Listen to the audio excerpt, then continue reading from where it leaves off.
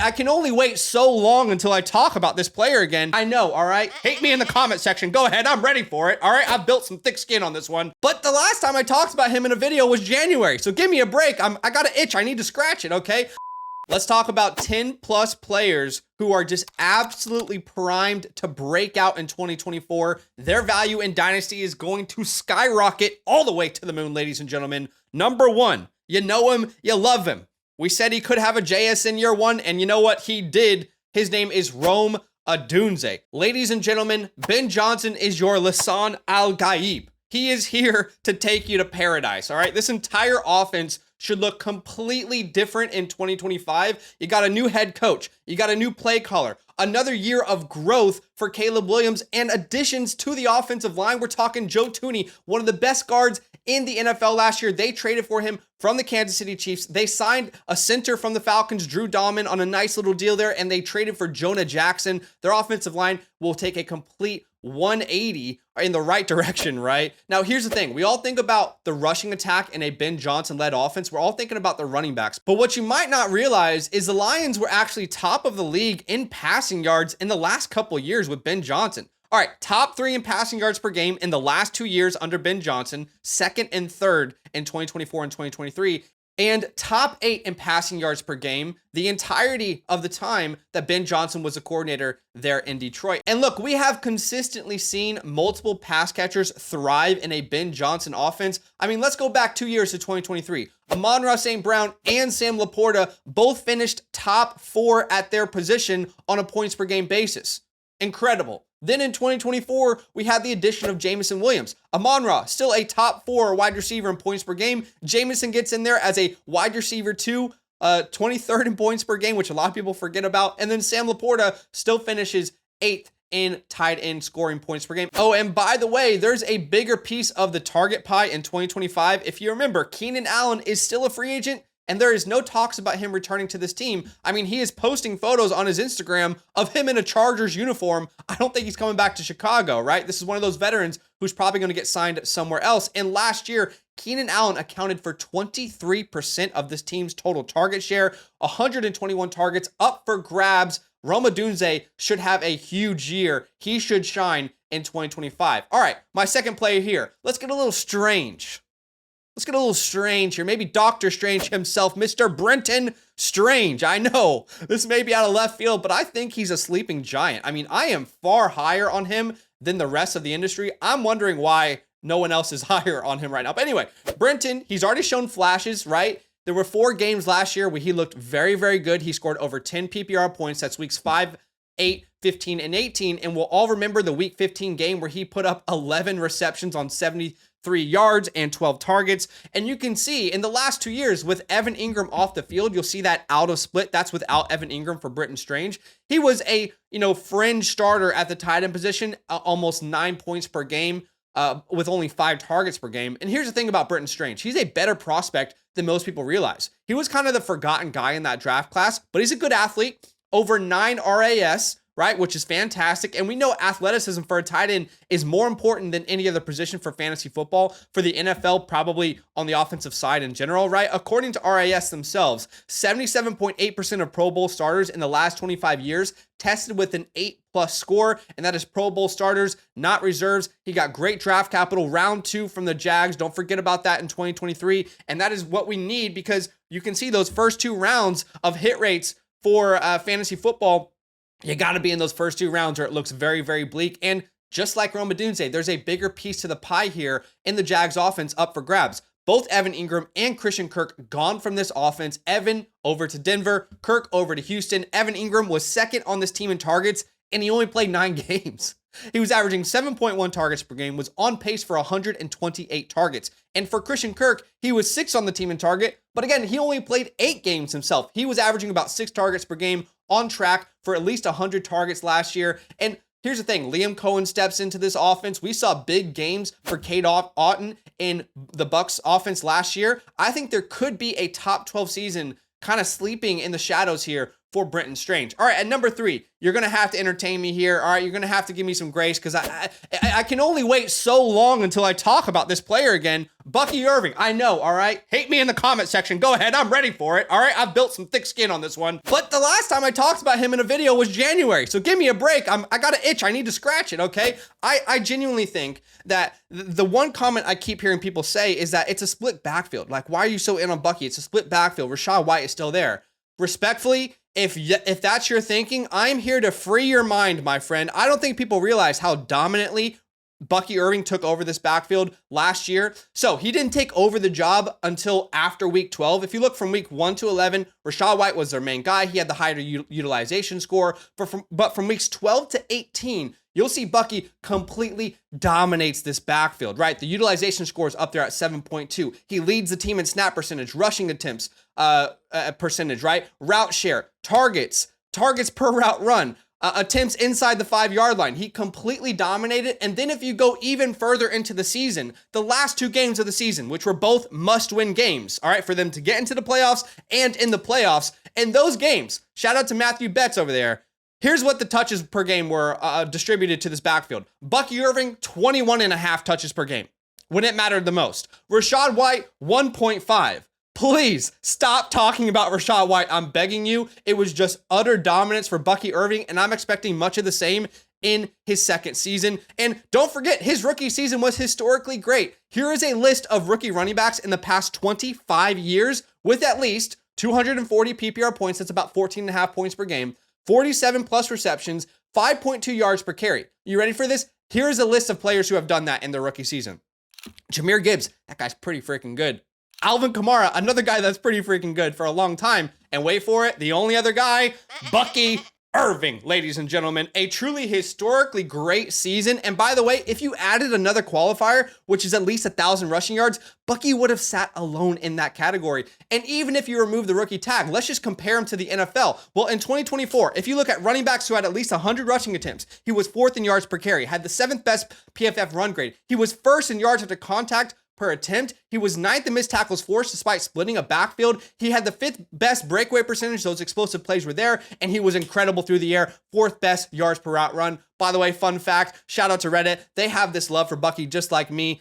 Tampa Bay had the biggest single season increase in team rushing yards in the Super Bowl era last year. This man turned into an absolute fantasy monster. From week 12 onwards, on just 51% of the snaps, he averaged 18.3 points per game. And in one of those games, week 14, he left early with an injury. He only played 16% of the snaps. So if you were to remove that game, he would have averaged 20.8 PPR points per game. Only Gibbs, Bijan, and Saquon averaged more points per game in that span. I do not think it's unrealistic. I'm saying this right now with my chest out. I do not think it's unrealistic to say that Bucky Irving could finish top 5 in 2025. Draft with me every night this offseason on the FastDraft app, where there are over $250,000 in prizes waiting to be won. Getting started is easy. Download the FastDraft app, use the promo code LAND at signup to get your deposit match up to $50. That is 10 free drafts on us. And when you finish your first real money contest, I'll send you my 2025 rookie report and season rankings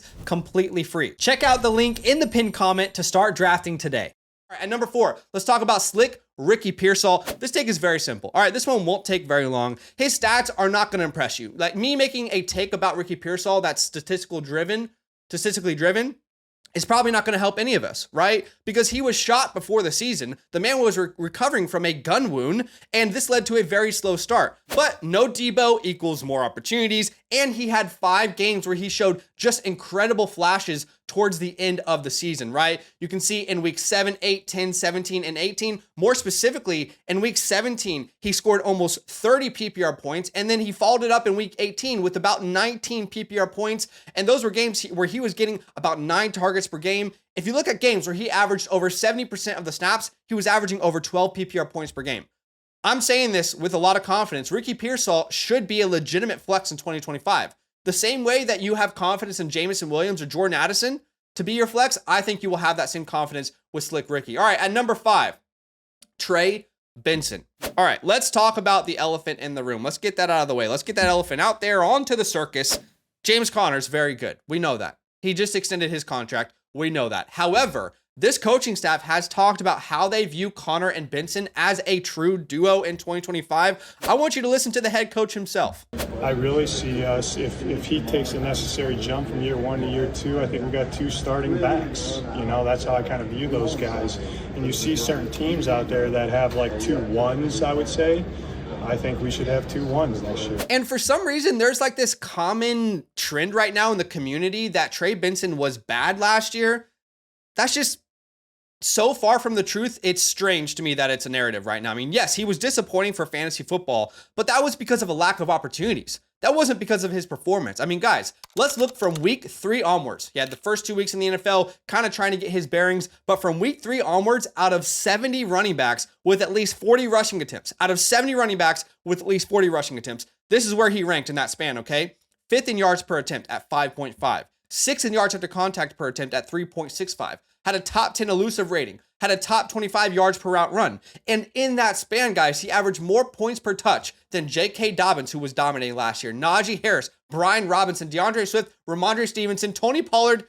Have I impressed you yet? How about this? More points per touch than Christian McCaffrey and Jonathan Taylor in that span. Give this man opportunities, and the fantasy points should follow. I think he's a sleeping giant for this year. At number 6, this is going to be no surprise. I've talked about this player before, but I want to keep emphasizing his name. JJ McCarthy, baby. It's about to be wheels up. He had great draft capital in a stacked class last year. First round pick. We know that 62.2% of first round quarterbacks have hit for fantasy football. That's a top 12 points per game season. And he's in the perfect situation. Kevin O'Connell. Please point me to the quarterback and Kevin O'Connell's offense that has failed since he was leading these quarterbacks. I mean, let's look at his history. In 2017, he was a quarterback coach for Washington. Kirk Cousins was top 7 in passing yards in that year. In 2021, he was the offense coordinator for the Rams. Matthew Stafford, top 3 in passing yards in that year. Then from 2022 to 2023, he was a head coach for the Vikings.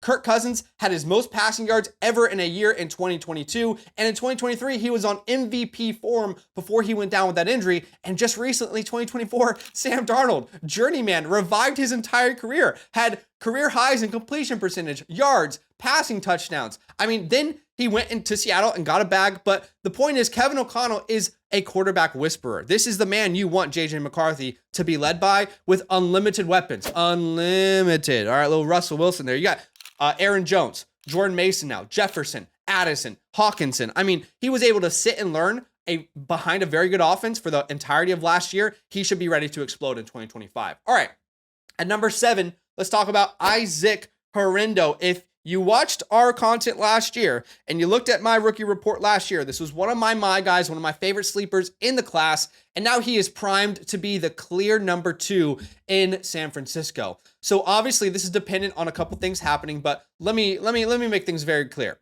If Christian McCaffrey is healthy, Isaac Horrendo is not going to win your league. But here's the thing. He's a clear RB2. Elijah Mitchell signed with the Chiefs. Jordan Mason traded to the Vikings.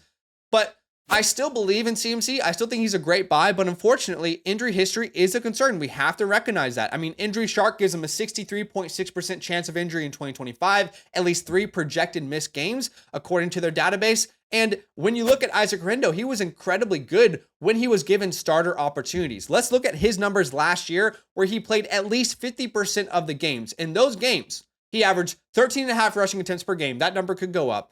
Almost 65 rushing yards per game. 4.7 yards per carry, and about 18 fantasy points per game in those games. If CMC goes down, he will win people leagues. Point blank, period. It's going to happen. All right, at number 8, let's talk about him. All right, oh, you can't do that celebration now. Did you guys hear that? You can't do that anymore. All right. Don't find me, NFL, but where the coke heads at? Jalen Coker. Y'all know I love me some Jalen Coker. Been talking about him this offseason. I'm going to continue to show him some love. Stand up, coke heads.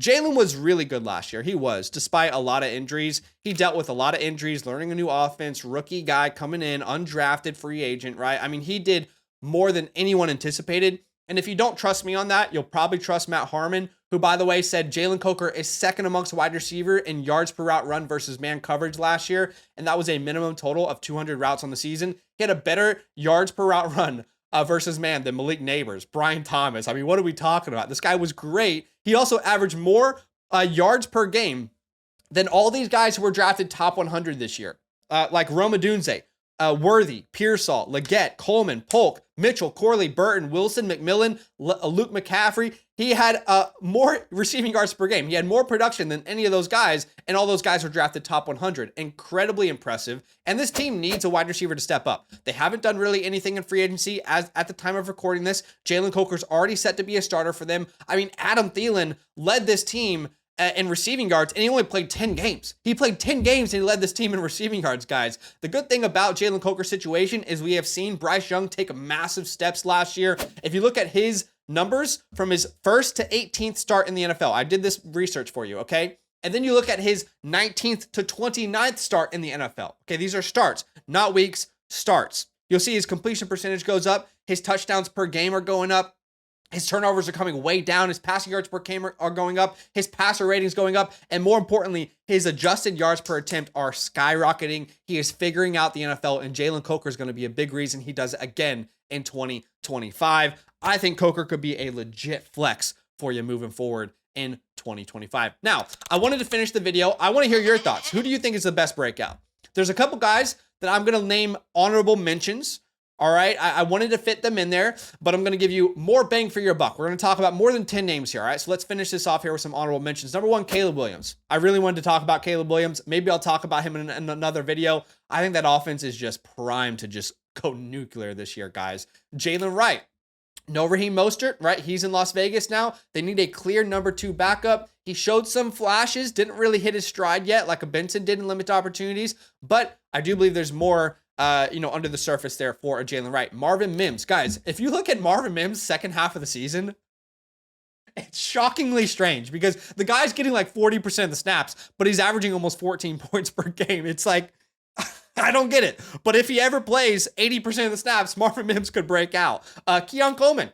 I'm not the biggest Keon Coleman guy, but I can recognize before that wrist injury, this man was on track to have a nice season. And while it's true, even in the NFL, his route running isn't translating like I thought it would. The man is so good at one-on-one balls. I think he's going to have a role in this offense forever. Jerry Jeudy, right? Think about this, guys. If the Browns draft a quarterback, that's if they draft a quarterback, Jerry Jeudy is going to be the wide receiver 1 again this year. And then Kayshon Boutte, his 3rd year in the NFL. Could we see a Nico Collins type of breakout? I don't know, but I'm thrilled. I'm super excited to find out. I appreciate y'all watching the video, and drop a like, subscribe, and I'll see you soon. Nothing but love. If you're thinking about supporting us in this economy, that's big love, and you deserve love in return. So for every yearly Mother Flocker member who uses the promo code LAND, we're giving out a free team playbook, our 2025 rookie report, access to all premium tools, free site vouchers, and of course, a huge thank you from the LAND crew. You're far too kind. That's love.